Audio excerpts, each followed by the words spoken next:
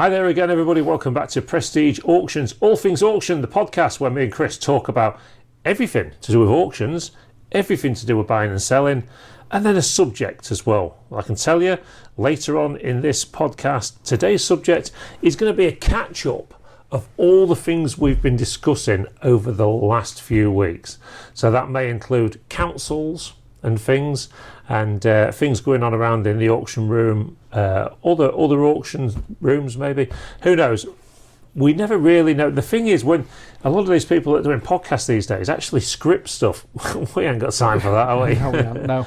Now, I'll tell you what I have done this week though, I have looked into the pop-up gazebos. So I'm looking at having one done. It's not cheap, good God. Because you bought one obviously last week, didn't you? Pop-up gazebo. We'll talk about that soon. Thank you ever so much for reminding me of my mistakes during the auction, of which there are usually many. But no, I looked into the pop-up gazebos because we want to... Actually, the amount of people that came to us and said, oh, I like the idea of your pop-up podcast. Will you come and do one here? Well, I've already had 2 offers of where we can go and do them. Well, it does look like a mini office sort of thing, Yeah. doesn't it?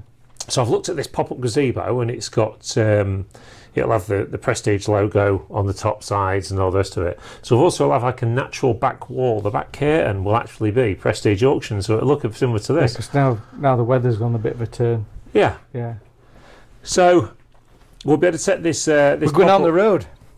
Yeah, this pop-up gazebo, and so if you do want us to come to anything, we've had a couple of offers already of going to different venues where they'd like to, we could always talk to them and their customers and stuff like that.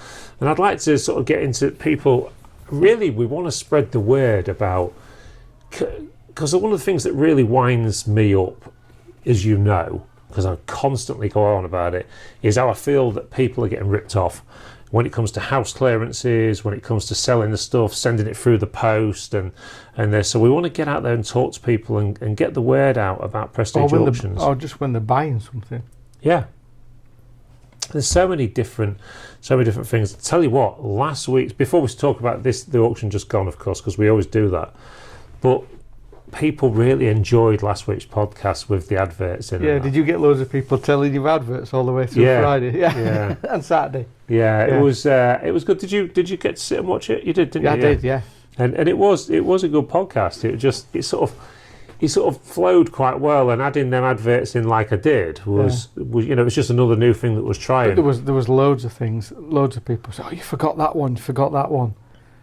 There was just tons of Oh, yeah, well, I mean, people were talking about, of course, the Peter Kay adverts. Was it John Smith? Have it. Yeah. And all that. And the PG Tips ones with the chimps. Yeah, the PG Tips with the chimps back in the day.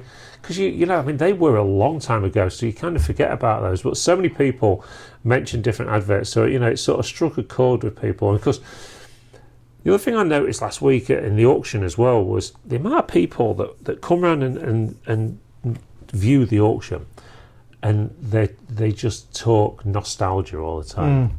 Do you remember? This is why so many people should come to the auction. I mean, yourself, you look at the auction as, oh, what can I buy, but so many people, particularly older people, and I mean, there's not many people know this, but I actually go around and do talks for like an after dinner thingy. I do after dinner talks, and I also do sort of talks for various associations like the Women's Institutes and so on. And basically the idea is I go in and I do a bit of evaluation thing. I talk about the business and some of the funny things that happen in the business, and we also give them some good advice on insurance and stuff like that about, and that we don't recommend anybody, but telling them what they should be doing, because a lot of people don't realise. And just little bits about like not taking the first quote and for looking around. Yeah, because let's face it, you must know of old people that get ripped off. Yeah, they never changed the supplier of their house insurance ever, and every year it goes up 30 quid every year. Yeah, it's one of them things. I think if we can get the information out there, whether that be through the talks that we do, or whether it be the pop-up podcasts that we're going to be doing, or talks to associations or whatever, I would like to really get involved with like the council and stuff, even though the council I'm not talking about the council as in councillors, I'm talking about departments in the council where so many of their places are missing a trick by not using businesses like this. You know, you may be thinking, oh, he's just trying to tout for business. You know how busy we are all the time. But it does really get to me when you think that the amount of people that are chucking stuff away. Here's one. Let's put this out there. And see where we go with this. Right, okay, because I'm all about auctions, as you know. And let's see if we get a response on this and what people think about this. Grimsby tip. Okay? Yeah. They take their stuff and sell a few bits for charity. Yeah? Is what we're told up there, I believe. They sell it for charity. A lot of people buy that stuff, bring it to Prestige Auctions and sell it. Yeah, for a profit. If it's for charity, why wouldn't Grimsby Tip contact Prestige Auctions, and we have tried reaching out to them, just for the record, and say, let's have a container on site. Once a week, we'll come and empty it. We'll sell all that stuff on your behalf. Yeah. And then you'll get a lot more money for your charity. Why? What's stopping? There's a starter for 10. Yeah. Or how about, you know, we go in to the properties before people like the council and housing associations clear them and take out the saleable items and sell them on their behalf. Yeah. Because a lot of these are, let's not forget it, charitable organisations. My betting, they won't want to touch us with a barge pole. It's too transparent. I'm just putting that out there. I just think that you know, when everyone can sit and see all these things that are happening and seeing the good ideas, but you know, it's almost like you're going to tread on somebody's toes. And that's it. I mean, I know, you know, we have some great customers here at Prestige, and they clear various waste disposal sites and that, and they pay so much money. Granted, we know it happens, and it's perfectly legitimate and above board, and then they go on and sell the stuff off. But it always bothers me when a company, sorry, not a company, a charitable organisation is offered a better option and they don't take it. Yeah, it makes you wonder what's going on. It does make you wonder ever so much what's going on, and you know, I just think that, you know, I'm not. This isn't about touting for business, because we are stupidly busy, and yeah, I'll take more work on because it's me. It's what I'm about, and it's what this team at Prestige is about. But you know, we go around and talk to all these people about the way you should do things, but maybe it's time we started talking to businesses as well. I'll give you a great example. When I worked at Young's back in my factory days, I used to watch the absolute buffoons that was in charge of engineering, pulling skips onto the site and chucking stock away that could have been sold through an auction price. Yeah. And if you said to them, well, look, I'll give you some money for that, they wouldn't hear of it. You know, and that's because, well, no. And then they start pulling money from wages for stupid things. Yeah. Yeah. So they're throwing money away, but then they're I forget this affecting one. the wrong people. So you know, I've been sort of an eBayer for years. When I worked at the factory, there was going to chuck. I was in charge of dry stores and site services and stuff, and there was going to chuck out what they call wetter bins, not wetter bins, bulk bins. Like they're like big things for putting frozen fish in and that. They had two of them. I mean, these are huge bins, this deep, that sort of thing. And they were full of price labels. You do know what I mean by price labels? Like something that'll be a red flash label that'll say £1 or £2 or whatever. So I actually approached the company and said, well, look, these are all earmarked to be dumped. So when they get written off, so one of the ways, it has to go through finance first to be written off, signed off to say they're no longer used anymore, let's get rid of them. So at that point, I approached the company and said, well, look, anything that's not branded, in other words, if it said Sainsbury's or Tesco or anything like that on it, anything that's not branded, that's just a flash or says sale or something like that, I said, I'll buy them off you. And I said, and we can work a price out. Nope, they're being disposed of. And I'm like, well, I don't want branded stuff, so it's not going to affect anything. Now, all these companies as well talk about recycling. Yeah, I don't know. All them figures are massaged, aren't they?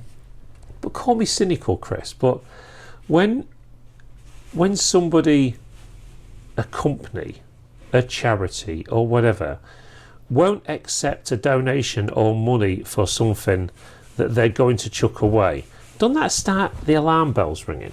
Don't you start asking questions at that point of, well, hang on a minute, where's it actually going? Or has there already been a deal done? Yeah. Well, there's a little army running around behind the scenes, isn't there? I'm just absolutely... The managers of them places don't change hands that regularly, do they? No. I think that there's too many... Well, look, I mean, I'm not going to go into it in too much detail, but obviously I've seen it. Yeah. I've witnessed what goes on. Yeah. And everyone knows, even though that I'm teetering around the edges here, people know what I'm saying. And I just think that, there are so many, we live in this world of recycling and wanting to do the right things by charities and God knows what else. Yet, why wouldn't they want to do it if the offer's there? They don't, and I think that's a real shame. But we are reaching out, and we're going to be sending letters to lots of different companies and things, solicitors, estate agents, and everything, trying to get them into the idea of the Prestige way. Clearance to auction is, if you've got a £1,500 clearance bill, and the stuff makes £1,000 in auction, your clearance bill's £500. If your stuff makes £3,000 in auction and your clearance bill's £1,500, you're getting £1,500. Yeah, I'm constantly hearing all the dealers talking to me, oh, so and so got a clearance. You can't believe how much money they made out of it. Why are people thinking that auction rooms, this is All Things Auction, the podcast, yeah?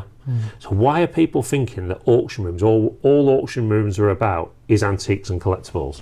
I don't get that. Because that's what it always was. I suppose it's what's portrayed on all your TV things, isn't it? You don't get anybody on these Dickinson's Real Deal taking catalogue return cooker rods to an auction, do you? Making some proper money. Have you ever been to a Dickinson's Real Deal? I've not been to the show itself. No. So I've been on it a lot of times. Yeah.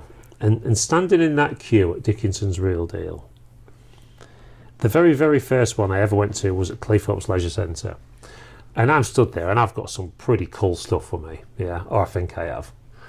And I'm looking at people behind me that are stood with like a game of Monopoly.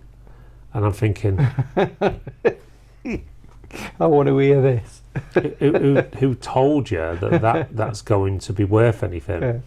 So, of course, the way they do it is they come out, the researchers come out, good morning, everybody, how are you doing? I'm so-and-so, a valuer, or whatever. And so anyway, pleased to see you all here for the Real Deal today. Let's have a look at what you've got. And, of course, all they're doing is they're looking through the bags to get the better pieces to the front. Yeah. So they can get you filmed to make the show more interesting. I get it, absolutely get it. And can I just say that if anybody from Real Deal did see this, I've got to say the team on Dickinson Real Deal are fantastic. They really are great, right from the sound guys, the cameramen and women, the runners, everybody in there is super friendly, fantastic bunch. The valuers, they just come down, and of course he spotted loads of stuff in my bags and went, yeah, and he just said straight away, do you want to pop through? So there's no queuing for me. And all I could think of was this they take you through to like an area where they have a look at the stuff. Sometimes David will look at it and so on. And then they will... So in terms of reality of the show, it is quite Real Deal in terms of some of the others. To filter out all the people with the pendelphins. Yeah, of course, and get rid of the pendelphin. Super rare pendelphin, still not interested. but they sort of filter the people through, and of course once you're through, there's sandwiches and cakes and tea and coffee and all the rest of it. But they do say, we'll get you on as soon as we can. So, and they do literally let you just roam around the set. It was really quite cool, to watch all the deals going on and that, as long as you're behind the camera lines and that. And you see people in the background, don't you? Yeah. You're just sort of roaming around the set, and of course I'm sort of looking around. Well, anyway, I kind of looked just at the valuation desk as the point of this person with the monopoly was going through, and the way the valuers dealt with it was fantastic. They went, oh wow, okay, yeah, an old monopoly set, probably from the 1970s. Not quite got to the point yet where it's going to be a collectible. However, it might be worth a few quid, but you'd be much better off putting it on eBay. Goodbye. and it's so the art of letting somebody down gently. Yeah, that was it. But no, real deal is it's a way of, I think when people are getting valuations, because in the auction industry, the buying and selling industry, everyone loves to believe the story they have about their item makes it worth a lot of money. Yeah. How many items have you got that are worth a lot of money? I ain't got many. Did you grow up with a relative telling you how much you? Yeah. This will be worth a fortune. A cupboard full of nail. Don't get rid of that. I had it on a clearance quote the other week. These women were two sisters, were bringing stuff out to me, and they're sort of presenting every piece to me. No. Yeah. I told you. I told you she didn't know what she was on about. Mum said, or the worst one is when mum or dad, usually mum, because dad's usually gone first out there, because obviously, the amount of work we've done. Yeah. I'm kidding. Worn out. Yeah, worn out, gone. And but we've had so many properties in the past where you'll go to find it. You've been on clearances, you know what it's like, but you'll find a little bit of paper inside it, and it'll say purchased in so and so. Miller's Collectibles book, page 17. Yeah. And and you look at it and you're like, that needs to be in a box of a sorted. It's just funny. It, there's no better than telling people stuff's worth money, but you can't lie to people. Well, that's the easy bit, isn't it? It's much harder to tell them when it's not that valuable, because it's got a backstory. It's been treasured, looked after. Yeah, this is it, and we all like that. Look, why are TV shows and things so popular? Because it's that thought of finding that bit of treasure. That's what it is. It's there's no other reason for it. That's why people are so. Why do people go rooting around boot sales at 6 o'clock on a Sunday morning? Because they're trying to find that gem. They're trying to find that item that someone else has missed. And when you think about it, boot sales by their very nature are quite callous, really. Oh, lovely.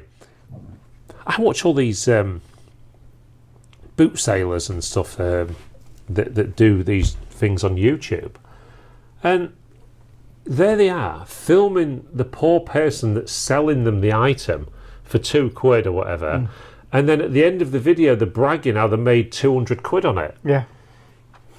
Great, that's your thing. I've done it, I've been there. But most of that stuff, again, is not the old stuff. No, sort of modern collectibles. Yeah, people are really lulled into that fact that if it's old, it's worth something. Yeah. That's just almost I think we're heading to an era where that is becoming almost the opposite of what it is. Yeah. 80s, 90s, 2000 stuff is... Yeah. You get the right Furbies, you get the right Furbies. Yeah, I mean, look, some of the Furbies and that are worth loads and loads of money. But I think the thing is, Pete, I've just got this thing. Why would you? I get these boot sailor videos, and you know, and I will do watch one or two of them. I want to like one or two of the characters that are in there, but I think it's kind of rubbing people's noses in it when you know that person that goes, oh, that guy from I'm trying not to say any of the names of them because I don't want to single anyone out, but oh, so and so was filming on there and he bought something off me. So then they're watching the thing and going, you sold that at £2, love. He's just got 200 quid for it.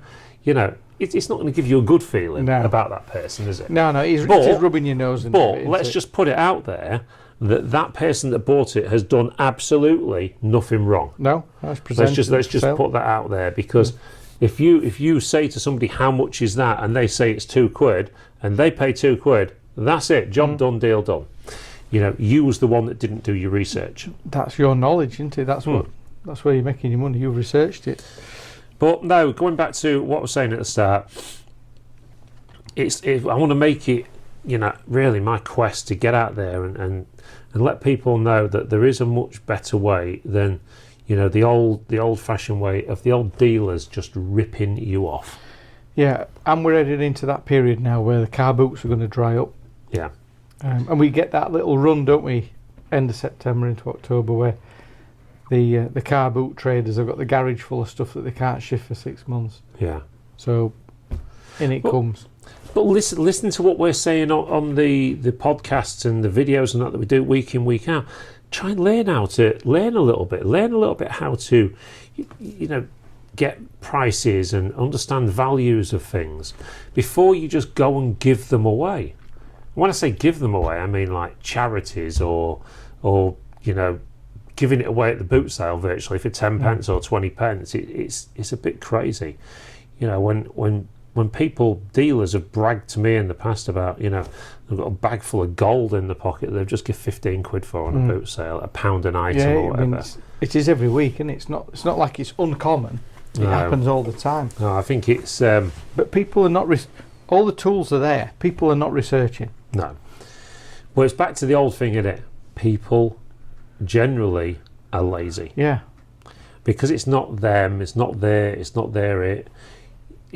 thing. So maybe it's just us, Chris. Maybe it's just us because we do understand a little bit. Well, when you do this for a living and you're constantly dealing with stuff, you can spot something straight away, can't you, that is a little bit different, or you go. Generally, when you go with your gut feeling on something that you've seen, you know, it tends to pay off. It is handling the stuff all the time. Aim to break even. Yeah. Always aim to break even. Anything else is a bonus. You can never, ever go wrong if you aim to break even. Anything else on top is the gravy, and there's always going to be gravy on the top. But there you go. So if you do know anybody that's out there that you know needs the advice, or maybe an association, a club or whatever that could do with a talk, then you know we can do them. And it'd be good to get Chris out on one or two of these as well, because you do get to meet some really interesting people and see some great stuff as well. You know, don't get me wrong, these aren't all about getting people to bring stuff into the auctions. I would say if every time we do a talk, if we maybe get one customer out of it, that's it. Yeah, well, a lot of people hopefully go away and start researching, don't they? Yeah, and they get a bit of information and hopefully come to the auction, or there is a reason that Prestige hasn't had to advertise for clearances and stuff for over 5 years now, because we have got a reputation that people tell each other, because we do try and do the right thing by people. So there you go. But what a weird sale this week was. It was a bit strange, wasn't it? What was it? How was it strange for you? Prices. I thought it was like people were asleep. The jewellery. Some of the bits and bobs of jewellery was a bit too cheap, I think. But then there was one or two bits that were too expensive. This was the strange thing. I mean, you know, what is too cheap and what is too expensive? It's an opinion, isn't it? I suppose, but the furniture was the same. I mean, there was some unbelievable bits of furniture that just went under the radar. But let's face it, large furniture is always a problem to sell because people don't know how to deal with it, or people can't be bothered to deal with it. Yes, well, it's the moving of it, isn't it? The storage and moving of it that puts people off. Again, because I don't like to rub people's nose in it, but when people are buying items of furniture for a few pounds out of the auction, which could potentially be worth hundreds and hundreds of pounds, then people are not doing the research. No. Are they? At all. And that includes dealers.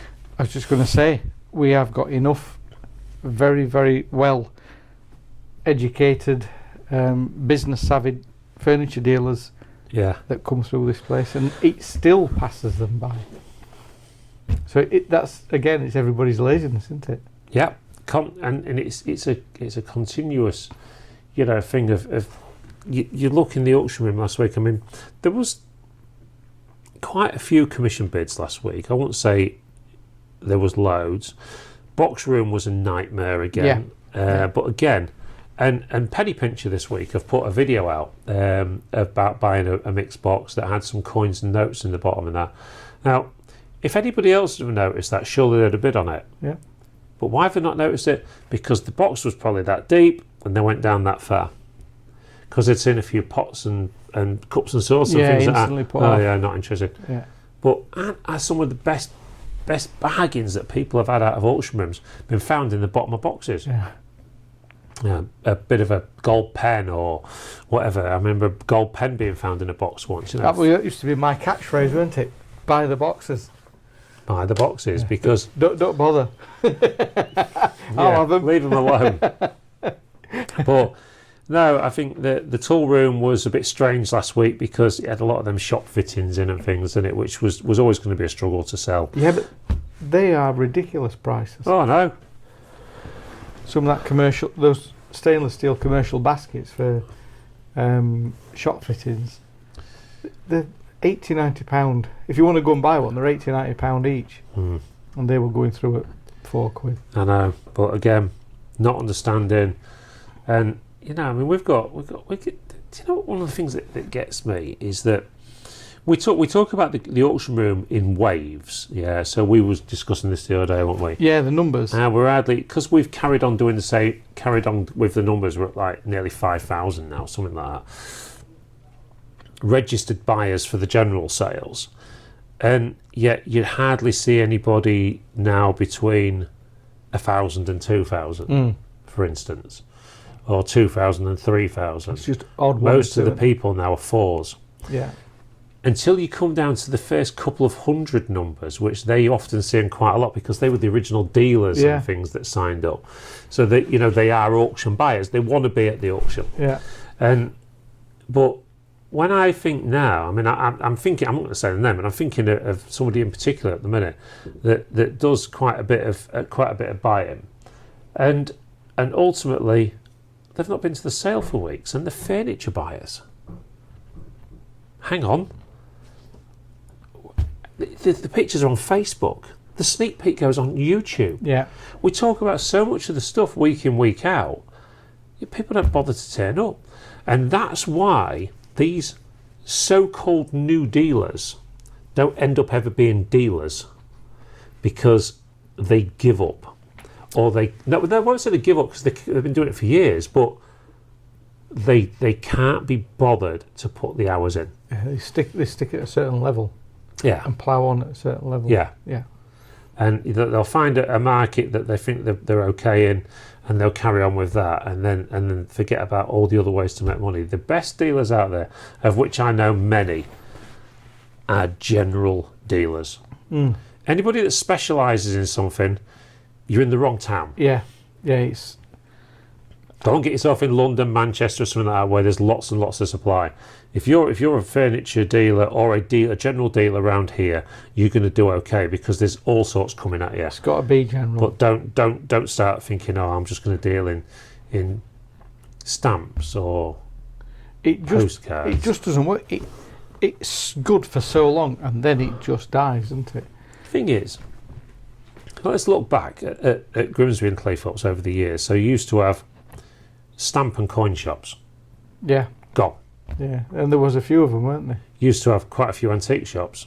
Most of them have gone. Yeah. So anything sort of specialised shops and things, they've gone.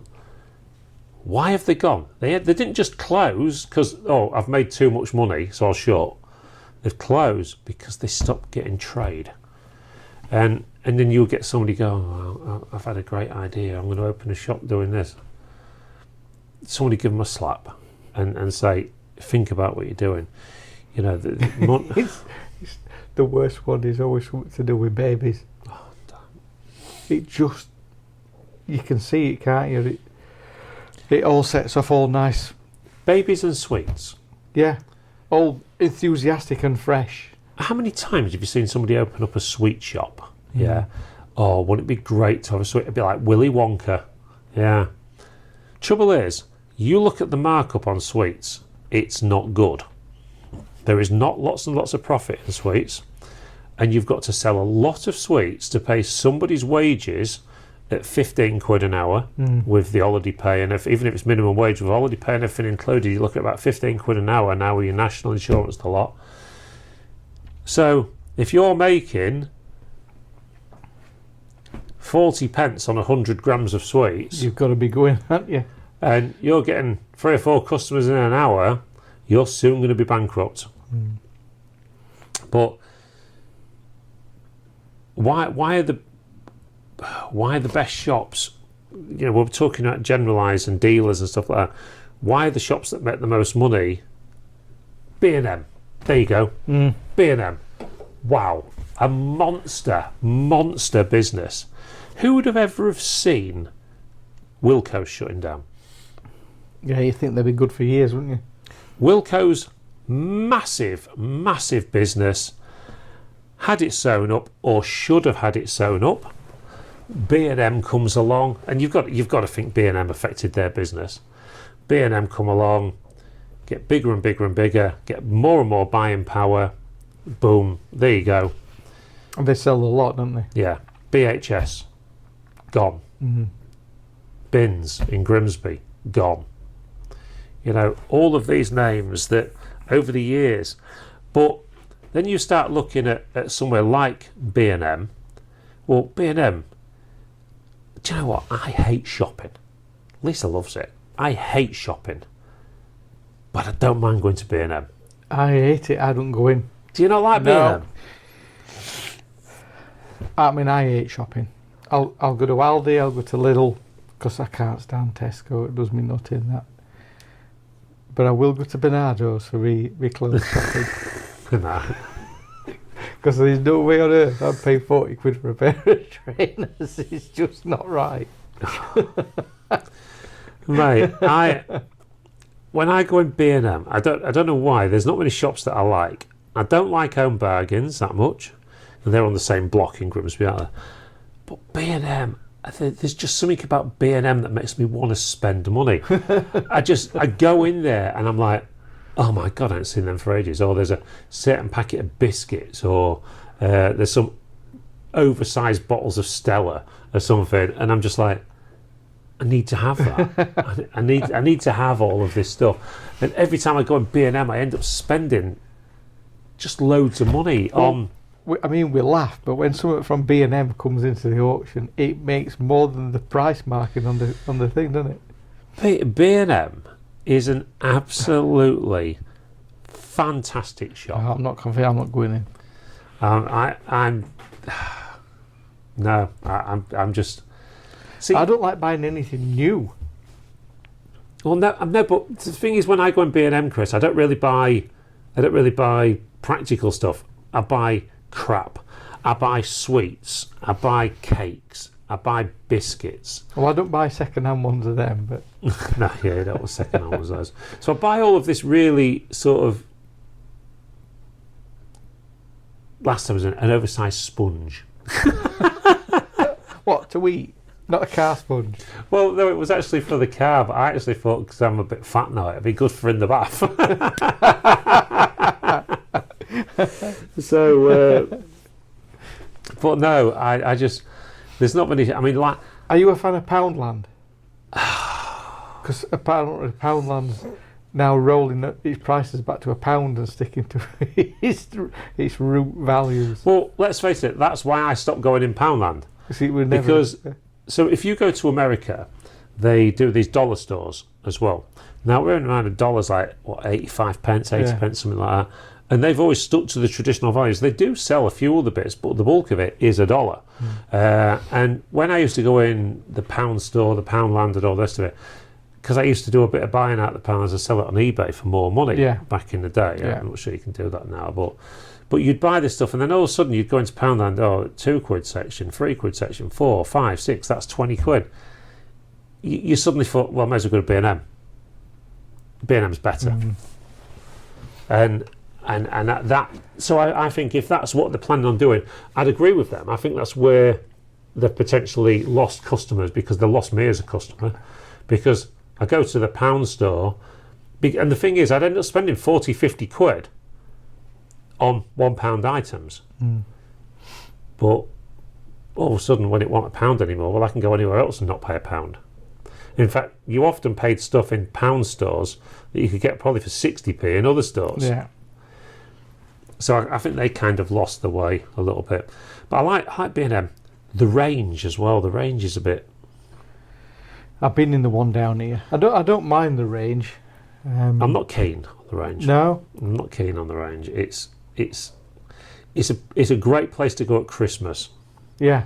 And buy Christmas lights and decorations and stuff like that. I get dragged in every year around about Christmas. And they do have some way out and interesting stuff. But didn't they change that because of COVID and put Iceland in the range so they could stay open through lockdowns? Quite possibly, Food selling. I know. During lockdown, a lot of stores went over to selling food as well. Selling food as well, yeah, just so they could stay open. Yeah. But anyway, there you go. There's our insights into stuff like that. My worst nightmare shopping is Brig Garden Centre. Or any garden centre. It's like my idea of hell.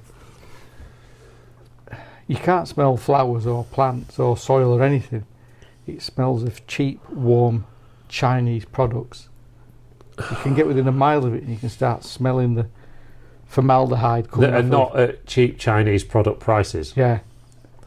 I have a thing about garden centres, and Lisa's a sucker for it. We'll go into one of the garden centres and all of a sudden she'll go, well, look at that. So me being me, I'm straight on my phone. It's £4 online. Well, yeah, but that's online, isn't it? We're here now. We're here. But it's a tenner. It's a tenner. Right. You've bought something for a tenner that you can get from £4 anywhere else.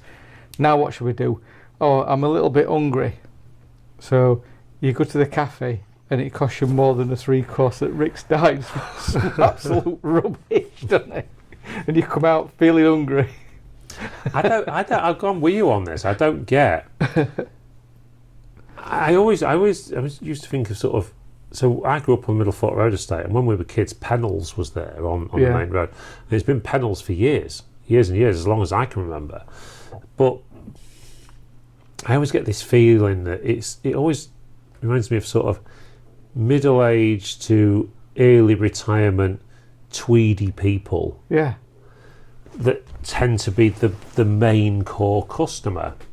Not there's anything wrong with that. I mean, I think garden centre. I've got to say though, just put it out there, what the garden centres, particularly Brig Garden Centre, do at Christmas, and what they do for the kids and everything. It's a bit of a show, isn't it? Yeah, it does look good, but it does smell of burning plastic. I'll give you, for instance. So we went into Brig Garden Centre. Lisa see this tree. She went, "Oh, it'd be cool in the garden." Big thing it was.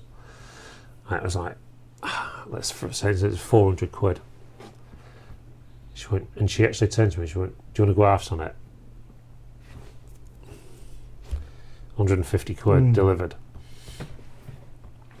And I mean, as it goes, she went, "Oh, so you don't want to get it?" And I went, "Yeah, I don't mind getting it, but I want to get it from there." Go halves on that one at 150 quid. No. Don't you find though, when you go to not just garden centres but shops, the range, B&M and all the rest of it, there's so much of the stuff that you walk out with you never actually went for? Have you seen anybody come out of a garden centre with a plant? Lisa. Lisa does it.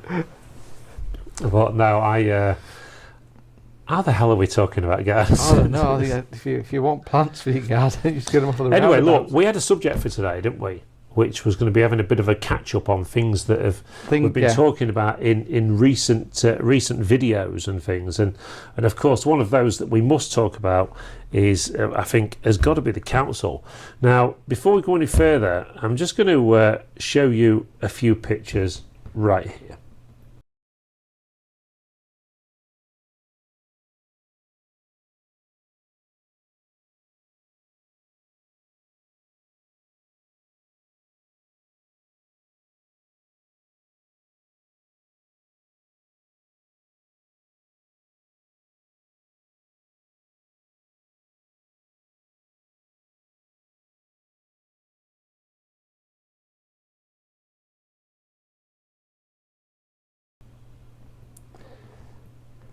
As you see from them pictures, I've taken pictures of buildings and things around here. You took a picture of the one that's falling down. I've taken pictures of some of the other stuff down this section as well. Now we had a bit of a go at the council on our podcast, and I'm sure somebody from the council must have seen it by now. Yeah. The phone hasn't rang, by the way. It should have. The local councils that I've actually had a go at haven't rang. Nobody's rang me back from the council from my original calls yet.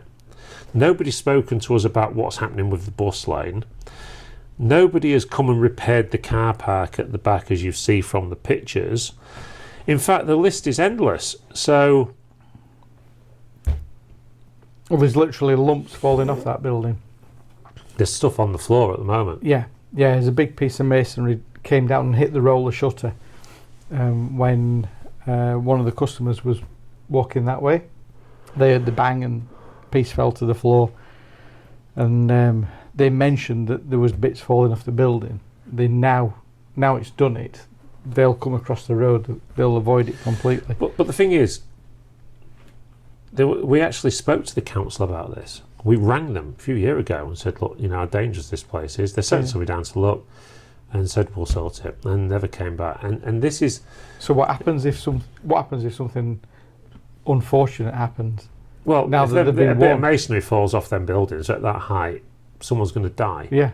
If it hits somebody directly in the head. I used to fit roller shutters for years. And I know the roller shutter that's on the front of that building weighs about 400 kilograms. So, and you can see from the picture, it's about to let go. And inside that shutter, it's sprung loaded. It's not just a weight; it's waiting just to leap off the front. So it's going to go. The thing is, Chris, sort of picking up on stuff that we've already spoke about. We put it out there to the council, and let's face it. As soon as there's some elections coming up, maybe April next year, whenever they are, they'll be around here trying to do as much as they can for you. Well, funnily enough, Kim's mum has got a problem at her house. The neighbour at the back has let a fir tree grow, and it's a good, I don't know, it's over 100 foot, and it's intruding on about 15 properties, causing all sorts of trouble. Do you know the only person who has come along, photographed it, and has started proceedings to get removed is a reform councillor, and she's been on to all the others for about 5 or 6 years now, and nobody's done anything about it. It's now dangerous. She can't get access to the back of the property, so it's a fire risk, and there's only the reform council that's doing anything about it, that's took an interest and is pursuing it. Well, I think it's a real problem that the councils are not listening to people, and I will get out there with my soapbox when it comes to election times and remind people, and it's like I keep on saying, watch this space, how many of the Conservative councillors will jump ship to reform. And you know what, a big message to reform here: don't let it happen, because it'll probably make me not want to vote. If they've not done it by now, then it shouldn't be allowed from this point onwards. No. Just refuse it, because these career politicians, it's... Yeah. You know, it's a real shame. I mean, this area, as we know, we spoke about the other week, you know, we did that to try and provoke a response and got absolutely nothing. Yeah. Absolutely nowhere with it. And I think that just shows you that, you know, these councillors do not care about us, the people, the businesses. And I think it's a real shame. Real shame. We won't go into this because it's not the right place to do it. But week on week, every time we sit here and we talk about stuff, the country seems to descend deeper and deeper into some sort of state, doesn't it? Well, I mean, look, as a patron of the United Kingdom and a business owner, I'm worried. Yeah. I'm worried, because what is going to happen? Let's face it, when disorder breaks out, property gets smashed. Yeah. Usually businesses. Yeah. Because they go in and loot them and goodness knows what else when riots happen. And how far off riots are we? It's not far. I was watching, sorry everybody if you've not tuned in to watch this sort of thing, but yeah, it's relevant. It's relevant to what's going on. It's just happening all around us, isn't it? I was watching live video last night as it happened by a YouTuber. I just happened to be doing some work at home, and I'd got my iPad on, and this auditor that I follow, AY Audits, was filming live, that's important, live, Canary Wharf. And I was watching what was happening on there, and I don't want to get too into it, but pepper spray was used and punches were being thrown by the police. I watched it. And then when, you know, this guy's saying, hang on, and then the person that the police wanted to punch was then jumped on by the police and arrested. And then when somebody, you know, you had several people that had witnessed this, tried to report it, one of the police actually turned around and says, you need to ring 101. Well, hang on. Let's say that wasn't a policeman. Let's say it wasn't a policeman, and it was a normal fight in the street, and there was police stood there. Would you go over to that policeman and say, "Them people are fighting over there"? Would that policeman turn around to you and say, "Ring 101"? No. I just fear. I fear for this country at the moment. I mean, we've been quite lucky here, haven't we? We haven't really seen a lot of unrest. We haven't seen too many problems, and it's. The feeling seems to be in the rest of the country. I don't get that here. I don't feel it's a trouble in our streets, but yeah. But that problem is just getting bigger and bigger and bigger. It seems to be growing quite quickly. Doesn't it? You know, doesn't that say to you that why is our government? Let's forget local council a minute. Let's go to government level now. Why isn't our government standing up for the people of its own country? You look at, I mean, love him or hate him, look at Donald Trump. He's America first. He says America first. Yeah. And yet, it seems that so many westernised countries, with the exclusion now probably of America, everyone else first before themselves. Yeah. I watched another YouTuber last night. The overturning of the decision by the courts to... with the hotels, the hotels. Yeah, I mean, who wants the thought of their kids being?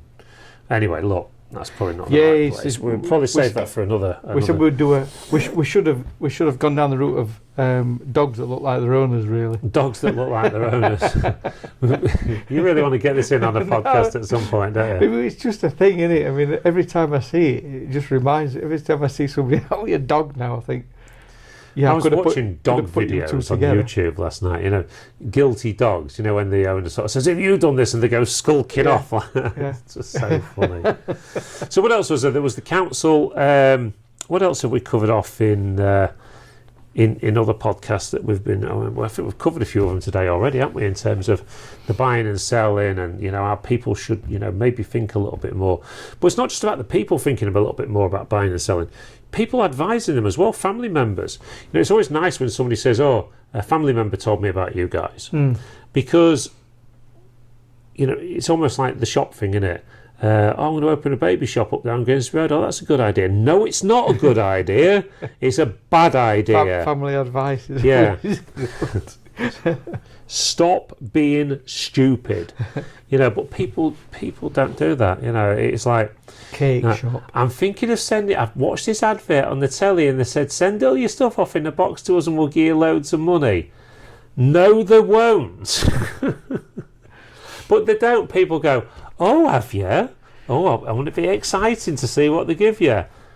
Not a lot. So it would be nice for them to say, give Prestige Auctions a ring. The good news as well at the minute is the antique centres are coming back into action again. Well, it's starting to get cooler, isn't it? It is, yeah. They're filling up with people. We'll probably... Has anybody put any Christmas stock out yet? At the antique centre? Or B&M, has anybody started doing it? Do you know what? I try and avoid the shops, mate. But I know I do go in B&M, but it's probably only 2 or 3 times a year. It's going to start soon with that build-up. And it was a few weeks ago, but they were emptying shelves.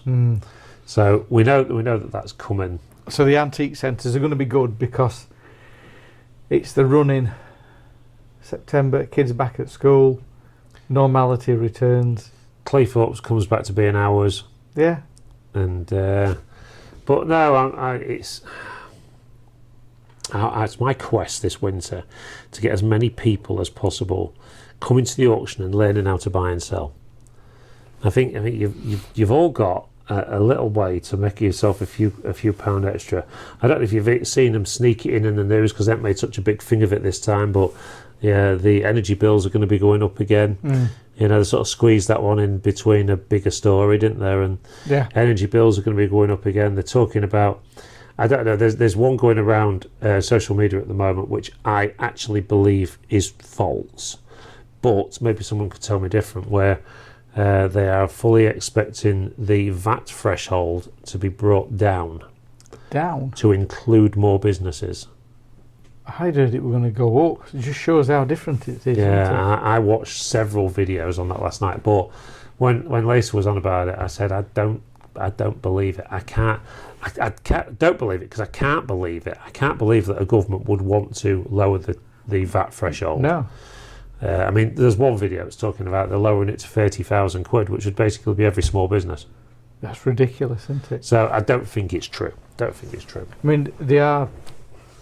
There's a lot of things going around about the IMF being involved within the next month with the French bailout and the UK one. So, well, is it going to be October, the next budget? I can't remember. There's an autumn statement coming up. My mind's mashed here, right? So, going to give you a scenario, right? I've got £200 to live on this week. My rent is 100. My bills are 50. My food's 40. And my travel to work is 10. There's no pounds left, right? I've just spent my £200 that I've got. Okay, so if I want to have a takeaway, I can't have me eating on as much.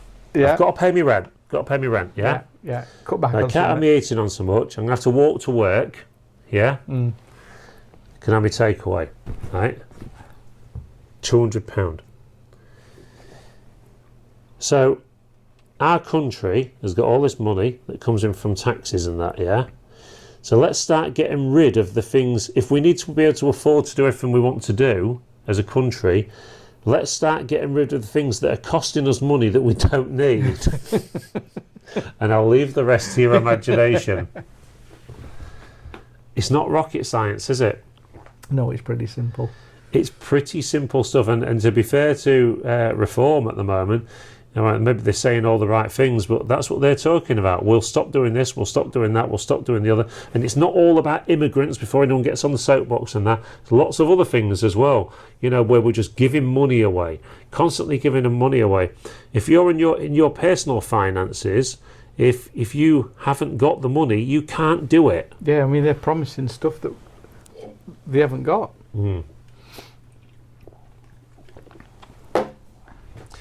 So, there you go. Anything else for you this week, Chris? Dogs that look like their owners. There are out there. There are people that sort of act like they're animals as well, don't they? Well, there are some animals out there. To be fair, it's not always dogs, is it? We've had some cute dogs in the auction just lately, though. We had a little sausage dog puppy in the other week. Does that mean some cute owners as well? I don't look at the owners, I just look at the dogs. Yeah. Somebody brought a dog in this week, and they said to me, oh, I was the one that I was fussing the dog. I'd not really taken any notice of the person, to be fair. I'm fussing the dog, and the guy said, oh, I rang you in the week to see if it was all right to bring a dog, or messaged you, and you said it was okay. I went, yeah, it's great. I went, I'd rather have dogs in here than people, to be fair. They're always pleased to see you. They never moan.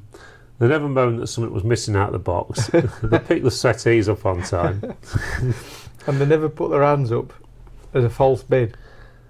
Well, no, I mean, I'm sure if I said to a dog, make sure you lift that white bit of paper up, it would. It probably would do it, yeah. Whereas people don't. No. It's one of those things. Anyway, listen, everybody, it's been fun talking to you all again. Me and Chris just sit on the sofa drinking beer and having a chat.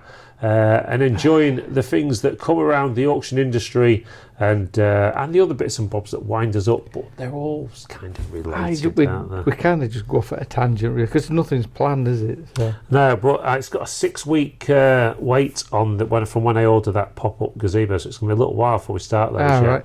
So there you go, everybody.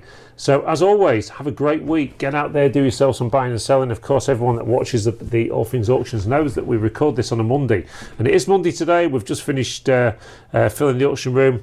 When I say we, I mean they've all finished filling the auction room up. And it's... look at this. Is what we're looking at. What are they? That's how difficult a day it was. What, because you wore gloves?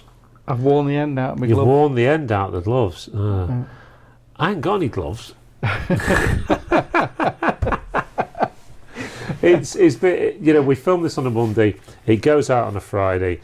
We get some great comments from you guys, and as we sort of been doing this quite a while now. Thank you to everybody that does tune in and watch All Things Auction, the podcast. It's not your everyday kind of podcast. We do try and keep it on target as much as we can to do with auctions and buying and selling. But there's some things that just wind us up in the week. Well, let's face it, there's lots of people in the country that are just getting wound up all the time at the moment. And it's good to just vent every now and then. Have you seen the podcast from Mike Graham and co, the Grumpy Old Men? No. I think that's quite... There's the Plank of the Week and Grumpy Old Men. We've forgotten to talk about something. What? Grimsby Man United. Oh, I think it's still in shock. We've got to cover this off really quick. I'm sorry your foot was going. My God, I was at Wembley with Lisa watching Coldplay with my head in my phone. In fact, here's a picture. I'm there with my head in my phone. 8:20 Coldplay were coming on, so I got to watch the first 20 minutes uninterrupted. By the band we'd got to see. Of course, Grimsby scored in that time, and I'm giving it all this, and people are asking me, "Oh, what you got on, mate?" And there were just random people around me, and I was going to say that. Do you know what? I've got to say that is one of the proudest moments of being a Grimsby Town fan that I've ever had. And it's not that I hate Man U, because I'm not a Man U hater, but the David and Goliath. Yeah. The League Two club against the Premier League club, the £800 million for players against the £3.5 million for players. The fans at Grimsby Town that cheered so loud, I think I heard them at Wembley. It was my only thing is, my son and my grandson were there watching that game, and I could have had a ticket, but I was never going to let Lisa down because we've been looking forward to that for such a long time. But I am just, my heart bleeds just a little that when they scored the first goal, and that reaction and that noise, I will never witness that. We were in buckets. We were watching it on the screen in buckets, and it was packed because I think it's been quite quiet in there this year. It was packed. There weren't a seat anywhere. People were stood, and it was really good atmosphere. And when that first goal went in, it was the same. It went wild. There were just like blokes hugging each other and running around. It was just mental. And then when the second goal went in, it's the same. And then when Man U equalised, there was a precocious little fat boy that was running around the pub winding everybody up. Cut a long story short, when it got to 12-11, he was crying and we were laughing. In true football fashion. He was crying into his little red top. But hey, before we go any further, I've been lost all week in watching YouTube videos and things, and of course I don't think it would be fair to actually carry on with this podcast without showing you this reaction of this Manchester United fan when they'd just gone out on penalties. For them, and it's over. And Bramo steps up then. Can he make it 12-12? Oh, no! Fucking hell, he's hit the bar! We're out the League Cup! Oh, my God! We've lost to Grimsby in the League Cup, guys! Brian and Brimo's hit the fucking crossbar! And Manchester... No! We're out the League Cup, mate! It's a battle, mate! Bastard! Fucking have it!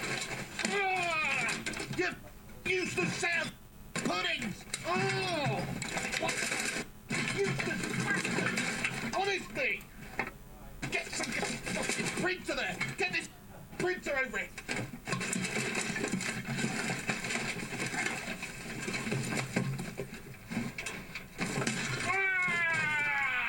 You useless toss bags, man! I don't believe it! I don't believe it, mate! Tom time to piss in Grimsby, mate! Tom time to piss in Grimsby, guys! My God, he lost his mind, didn't he? I mean, he's wrecking his own studio. I know. You know, just absolutely. I'd actually gone to bed not feeling very well the other night when I watched that, and I was crying while laughing watching it. Not because of his hate. It was just his reaction. It was just, and watching the reaction of Manchester United fans across there. I mean, Angry Ginge punched the table that hard. He hurt his hand. But the internet's gone wild, hasn't it, with it? Because, and I don't. It's not just about hatred of one club. It's the fact that such a small club like Grimsby Town dares to believe, you know. What did he say? Beaten by fishmongers. Yeah, what was it he said? Yeah, we've been beaten by a load of fishmongers, and just, you know, it was just a joy, an absolute joy. And I tell the manager, whatever he said to them, whatever he did, whatever his tactics were, whatever his team talk was, he got it right. Yeah. And little old Grimsby dared to believe for one day. In fairness, I mean, I'm not a football fan. What a fantastic game! But they outplayed them. They did outplay him. I mean, let's face it. Let's not forget, we should have been 3-0 up. Yeah, because it wasn't offside. That was weird. And that, but you know, we should have been 3-0 up and we weren't. And then when they brought it back to 2-2, they just thought it was a walk in the park. How the hell can an international or a massive keeper, I don't know if he's an international or what, at United, how can it get to 12-11? How can it? He was pretty rugged. Mind you, all the internet memes have really gone for him this week, haven't they? Yeah, I think it was an hard day to be a United fan, that's for sure. But, maybe they're not worth 800 million now.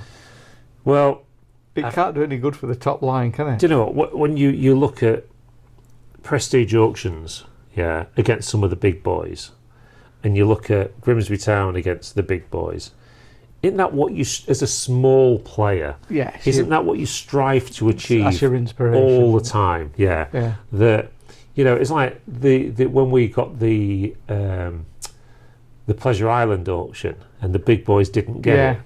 You know, we had to make sure that we did it to the best of our ability, which we did. Yeah. And then the week that somebody had come to me and said, Taylor's at Louth have sold a Kew Gardens this week on Tuesday for 160 quid, Carl. You've got one in it, yeah. And I advertised the hell out of it, and we got 210 for ours. It is that feeling of the giant killer. You might be up there, but you're not unbeatable. No. On the day, you know, and then of course, you know, Grimsby went and lost to Bristol at the weekend. Man U went and beat Burnley in the 96th minute, something like that, I think it was. And it just shows you that, you know, and that's why I've got to say I've fallen out of love with football a little bit over the last few years since COVID, but I still support Grimsby Town. I was always a season ticket holder up until us opening Prestige, and then the auctions run over that much. I just can't get to enough games. Still go sometimes with my son, and do you know what? I was 10 feet tall in Wembley because we had just beaten the mighty Manchester United. And you've got a Man U fan in front of you, haven't you? Yeah, and we had a Man U fan right in front of us that, you know, I kept tapping him on the shoulder every time we scored. You know, all these lovely little football banter things that you do. But you know what? In the rare chance that a Grimsby Town player, somebody related to a Grimsby Town player, manager, Jason Stockwood, anybody else, thank you for making one man very happy just for a few hours. That was a hell of a night. Yeah, and 90% of the world became Grimsby Town fans for one night only. We had did I tell you about the guy from Leeds? Yeah. A guy from Leeds rang up, signed up for the auction, and was telling me what it was like in Leeds. He said it was like Leeds, all the pubs in Leeds had just become Grimsby Town fans. He said there was beer going in the air when they were scoring goals and stuff. That was the thing with Man U. Most of their fans have never been to Manchester. Honestly, mate, it's just it's one of them days, isn't it? I feel sorry a bit for Phil Jevons, who was the town scorer when we knocked Liverpool out of the cup at Anfield years ago. That. For years and years, if you're feeling a bit down about Grimsby Town, you'd go onto YouTube and watch that video and watch and go and listen to the roar and think how amazing it was. But now it's superseded. Sadly, I think your views are going to go down because they're just going to go to the United one. It doesn't matter now, does it? Doesn't matter. But, you know, like we put in our video the other week, you know, Prestige Auctions are proud to be from Grimsby. And I just wish that more people would get behind the local club, rather than Liverpool and Man United and Man City and Chelsea and all. You see all these other shirts walking around the town all the time. You know, but maybe days like that we had last week give people that little bit of faith. Well, maybe they will buy a shirt. Maybe they will go to a few more games. It's exactly what happened with us. That's exactly what happened with us. It was me and Jenny and Adrian, Kim. We sat there and watched the match. We're not football fans.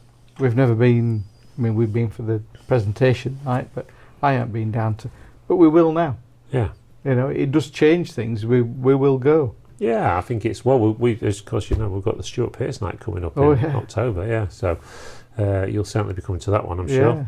And we will be doing a bit of a promotion that we've got a VIP table for 10 at the Stuart Pearce night at Blundell Park. So Stuart Pearce is coming in as a meal and everything, and we are going to be. Stuart Pearce is a meal. We are going to be running a competition. There's going to be a meal involved as well. So we're going to be running a competition at some point soon at Prestige for 2 people to come and join other members of the Prestige team on the table for that night and have a few beers and a bit of a laugh. That'll be a nice night, that. Yeah, and all the rest of it. So watch this space for that one, everybody. So I want to say, up the Mariners. You made an old man very, very happy just for a few hours. So listen, everybody, thank you ever so much for watching All Things Auction, the podcast. We are now going off to do I'm going to go home, actually. I think I've got I'm going to go and get some steak from Aldi because it's been a good week. Has it been a profitable week? Yeah, it's been good. It's back on again now. It's going to be good. Keep it up, everybody. Keep the faith. We know things are tricky out there in the country at the moment, but keep the faith. You know what? Our little old town of Grimsby that we're super proud of. You know, even if you're not from here. I know Chris is not from here originally, are you? No, I'm Barnsley, but I have been everywhere. He's lived in many places around the country, but now he's too old to travel, so he's staying here. Listen, everyone, have a great week. Tag. You what? I'm on a tag. He's on a tag. If he gets past greatcoats, he explodes. Listen, everybody, thanks ever so much for watching. Say goodbye, Chris. Goodbye, Chris. And we'll see you all very soon at the auction.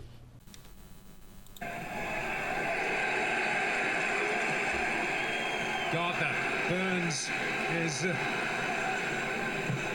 ready to seek advantage from the situation.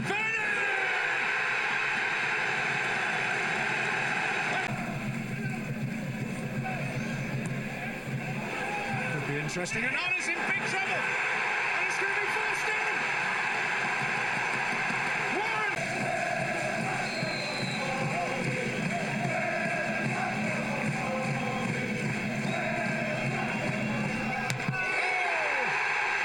Grimsby